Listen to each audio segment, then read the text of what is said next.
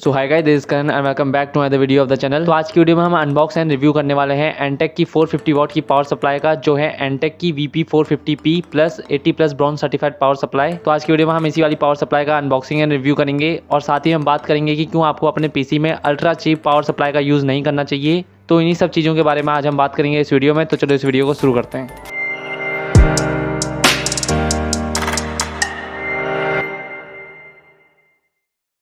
तो अब हम बात करते हैं एनटेक की ओर से उनकी VP450P 80+ bronze certified power supply के बारे में। तो अगर हम इस वाली पावर सप्लाई की मार्केट प्राइस की बात करें तो इसमें हमें 3500 लिखा हुआ देखने को मिल जाता है, लेकिन ये वाली पावर सप्लाई आपको अमेजॉन में 2500 रुपीज़ के आसपास देखने को मिल जाएगी। खाली एनटेक की ही नहीं, कॉर्सियर, कूलर मास्टर और जितने भी वेल नोन ब्रांड हैं उनके जो 450 वाट की 80+ ब्रॉन्ज सर्टिफाइड पावर सप्लाई होती है उन सब की प्राइस आपको 2500 रुपीज़ के आसपास ही देखने को मिल जाएगी।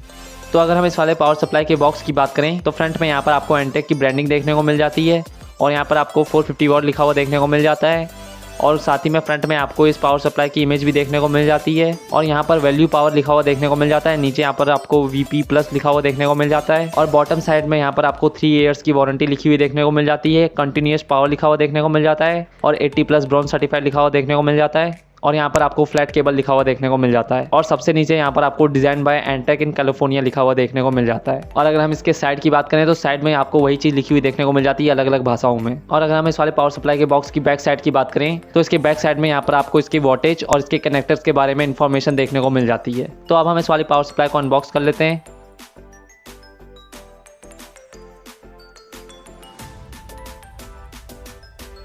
तो पहले यहाँ पर आपको इसका पेपर वर्क देखने को मिल जाता है।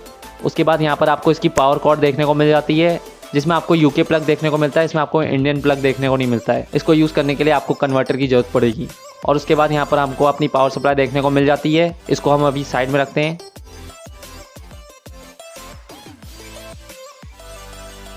और सबसे नीचे यहाँ पर आपको इसके इंस्टॉलेशन स्क्रूज देखने को मिल जाते हैं और साथ ही में 5 इसमें आपको जिप टाइज भी देखने को मिल जाती हैं।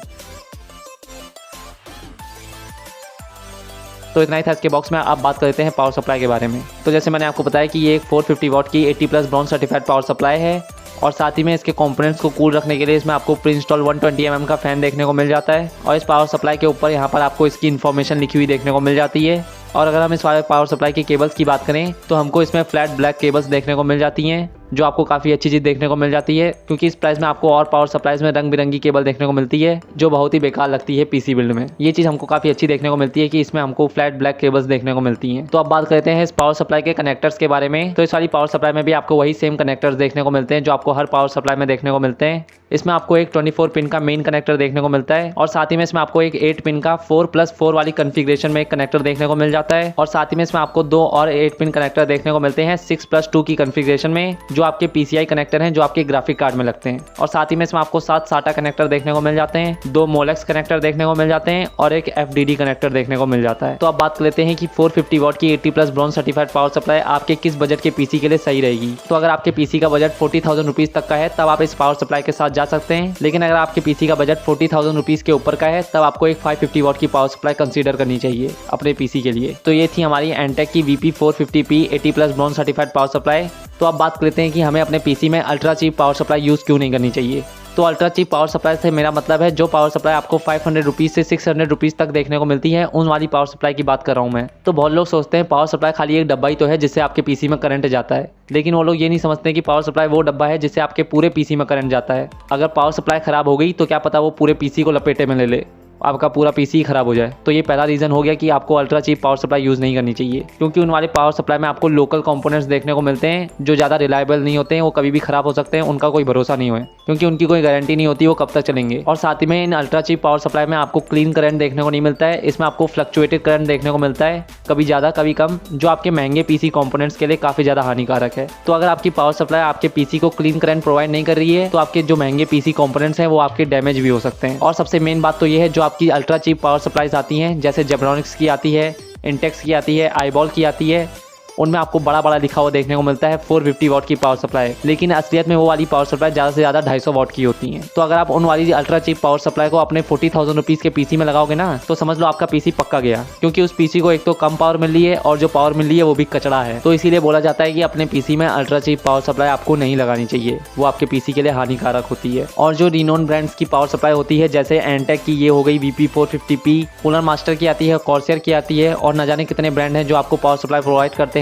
उनकी जो एकदम बॉटम लाइन होती है 450 वॉट की 80+ ब्रॉन्ज सर्टिफाइड पावर सप्लाई, उसमें भी आपको काफी ज्यादा हाई क्वालिटी कंपोनेंट्स देखने को मिलते हैं जो आपके पीसी को एकदम क्लीन और लीनियर करंट प्रोवाइड करते हैं। उन वाली पावर सप्लाई में आपको बिल्कुल भी फ्लक्चुएटेड करंट देखने को नहीं मिलता है, इसलिए रिकमेंड किया जाता है कि आपको इन वाली ब्रांड्स की पावर सप्लाई यूज करनी चाहिए अपने पीसी में। और 450 वॉट की 80+ ब्रॉन्ज सर्टिफाइड तो आपका बॉटम लाइन है अच्छी क्वालिटी की पावर सप्लाई का। इसके ऊपर की जो जितनी भी पावर सप्लाई आती हैं उनको तो आप बोल ही नहीं सकते कि ये पावर सप्लाई बेकार है, क्योंकि उन वाली पावर सप्लाई में इन वाली पावर सप्लाई से और अच्छे कंपोनेंट यूज़ किए जाते हैं। लेकिन अगर आपका बजट बिल्कुल ही कम है और आप अपने लिए एक 15,000 रुपीज़ का ऑफिस के लिए पीसी बना रहे हैं, या फिर आप स्टडी के लिए बना रहे हैं, या फिर मीडिया कंजप्शन के लिए एक सस्ता सा पीसी बना रहे हैं, जो कम से कम आपको जो पावर सप्लाई यूज़ करनी चाहिए वो है सर्कल की ओर से 400 वॉट की पावर सप्लाई आती है, जो आपको 800 रुपीज़ तक की देखने को मिल जाएगी ऑनलाइन या फिर ऑफलाइन। इसका भी लिंक मैं आपको डिस्क्रिप्शन में दे दूंगा, आप जाके चेक कर सकते हैं। आपका बजट कितना भी कम हो, आपको कम से कम इस वाली पावर सप्लाई के साथ जाना चाहिए। तो इतना ही था आज की वीडियो में। अगर आपको ये वीडियो अच्छी लगी हो तो इस वीडियो को लाइक करें, ज़्यादा अच्छी लगी हो तो इस वीडियो को शेयर करें और चैनल को भी सब्सक्राइब कर लें और बेल आइकन को भी जोड़ दबाएं। और साथ ही मैं आपको डिस्क्रिप्शन में एंटेक की VP450 वॉट P वाली पावर सप्लाई और सर्कल की 400 वॉट की पावर सप्लाई का लिंक दे दूंगा। दोनों ही पावर सप्लाई का लिंक आपको डिस्क्रिप्शन में मिल जाएगा, आप जाके चेक कर सकते हैं। और साथ ही में अगर आप अमेजोन से कुछ भी खरीदना चाहते हैं पावर सप्लाई या फिर उसके अलावा, तो डिस्क्रिप्शन में लिंक दे रखा है, आप जाके चेक कर सकते हैं। तो मैं मिलता हूँ आपको अगली वीडियो में। Till then bye.